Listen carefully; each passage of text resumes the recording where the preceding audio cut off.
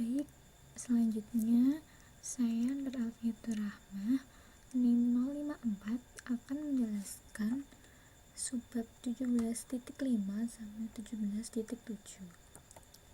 Yang pertama, 17.5 akan menjelaskan mengenai sel Daniell. Sel Daniell terdiri dari dua sistem elektroda, dua buah setengah sel, dan jembatan garam. Jembatan garam dalam sel Daniell berfungsi untuk mencegah dua larutan mengalami pencampuran, tetapi masih membiarkan arus dapat mengalir antara dua tempat yang terpisah. Tiap setengah sel dari sel Daniell terdiri dari logam seng atau tembaga, di mana logam tersebut dibenamkan dalam wadah yang berisi larutan garam dari logam yang sangat larut seperti ZnSO4 atau CuSO4. Sedangkan elektrodanya akan dihubungkan ke bagian luar menggunakan platina hitam. Sehingga dalam sel Daniell diperoleh diagram sel sebagai berikut ini. Platinum 1, Zn, Zn2+, Cu2+, Cu, Pt2. Kemudian apabila diasumsikan saklar di rangkaian luar terbuka, pada antarmuka platinum 1 Zn dan Cu platinum 2 terbentuk kesetimbangan oleh lintasan elektron-elektron bebas. Kondisi kesetimbangan pada antarmuka ini dapat didefinisikan sebagai berikut. Mu elektron platinum 1 sama dengan mu elektron Zn dan mu elektron Cu sama dengan mu elektron Pt2. Gunakan persamaan yang telah dijelaskan pada subbab sebelumnya bahwa mu elektron sama dengan pi elektron, maka potensial sel dapat didefinisikan sebagai Pi1 sama dengan Pi-Zn dan Pi-Cu sama dengan Pi2, di mana Pi1 dan Pi2 adalah potensial dua batang platinum dan Pi-Zn adalah potensial elektroda seng yang mengalami kontak dengan larutan yang mengandung ion seng. Sehingga untuk kasus ini, potensial sel dapat dirumuskan sebagai epsilon sama dengan pi pada ruas kanan dikurangi pi pada ruas kiri, sehingga epsilon sama dengan pi2 min pi1 sama dengan pi-Cu min pi-Zn.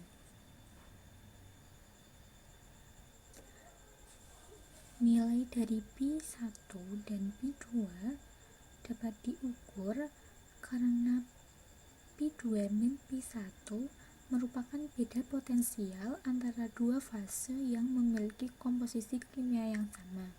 Dalam hal ini adalah kedua-duanya berasal dari platina. Kemudian, apabila diasumsikan dua kawat platina dihubungkan melalui suatu ammeter ke suatu motor kecil, maka hal yang dapat terjadi adalah sejumlah seng akan larut. Kemudian sejumlah tembaga akan mengendap pada elektroda tembaga. Kemudian elektron akan mengalir di rangkaian luar dari elektroda Zn ke elektroda Cu. Kemudian motor tersebut akan bergerak. Perubahan yang terjadi dalam sel dapat diringkas seperti pernyataan di bawah ini. Kemudian untuk perubahan keseluruhan dari rangkaian sel dapat dilihat pada reaksi seperti ini. Zn plus Cu2 plus menjadi Zn2 plus Cu.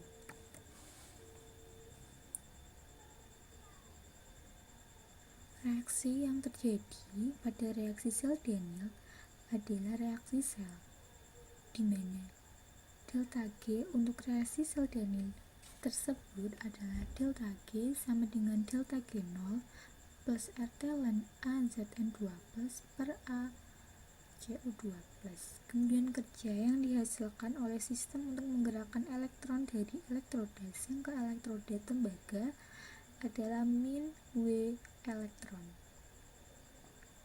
di mana min W elektron sama dengan Q Pi2 min Pi1, di mana Pi2 min Pi1 sama dengan epsilon dan Q adalah nilai dari min 2F, sehingga WL atau W elektron dapat didefinisikan sebagai 2F epsilon.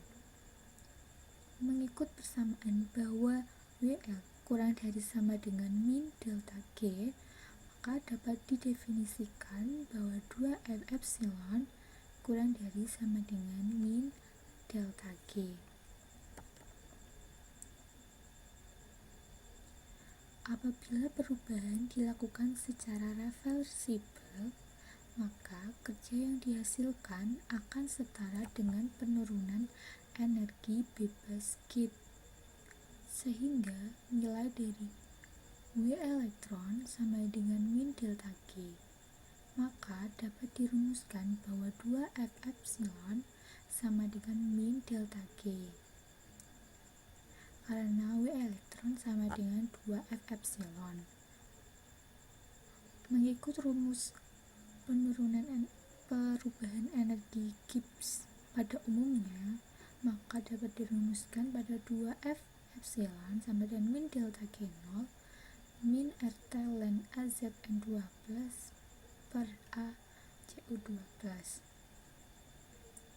Kemudian, jika kedua elektroda dalam keadaan standar, yaitu AZN2 dan ACO2 plus bernilai 1 juga, maka potensial sel dapat dikatakan sebagai potensial standar.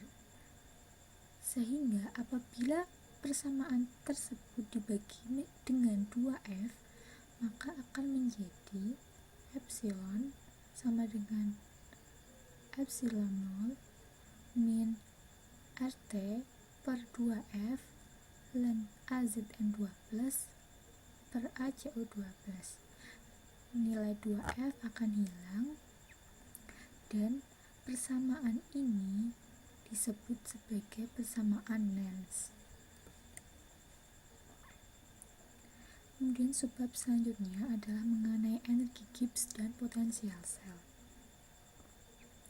Hasil yang diperoleh untuk sel Daniell merupakan persamaan umum. Apabila reaksi sel melibatkan N elektron, maka hubungannya akan menjadi N F epsilon kurang dari sama dengan min delta G, di mana nilai epsilon akan bergantung pada arus yang dialirkan pada rangkaian luar.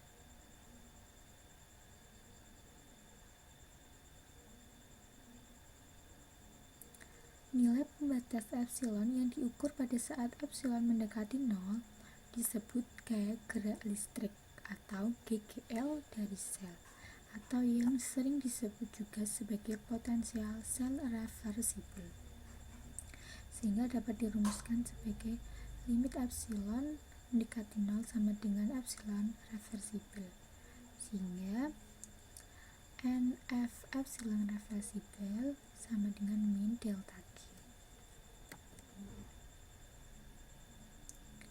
Dari persamaan tersebut ditunjukkan bahwa GGL sel berbanding langsung dengan min delta G per N, sehingga pengurangan energi Gibbs pada reaksi sel per elektron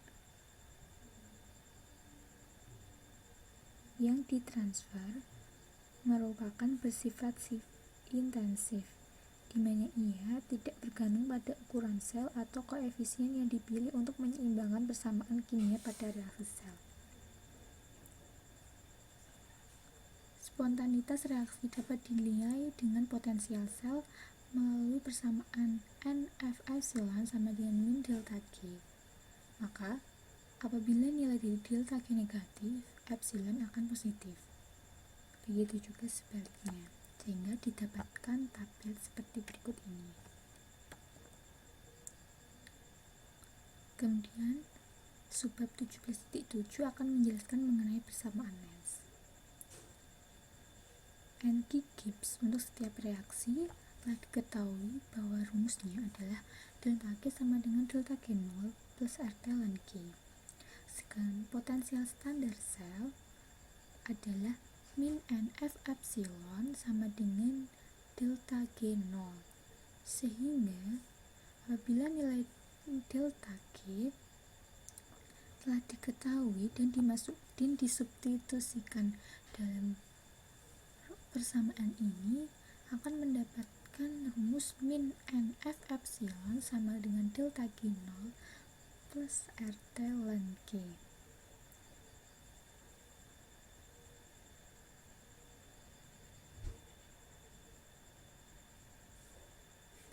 Apabila persamaan ini dibagi dengan min NF, maka diperoleh persamaan seperti di bawah ini. Nah, persamaan ini merupakan bentuk lain dari persamaan Nernst, di mana persamaan Nernst tersebut menghubungkan potensial standar sel dan aktivitas spesies dalam reaksi sel, sehingga akhirnya dapat dihitunglah nilai dari potensial sel.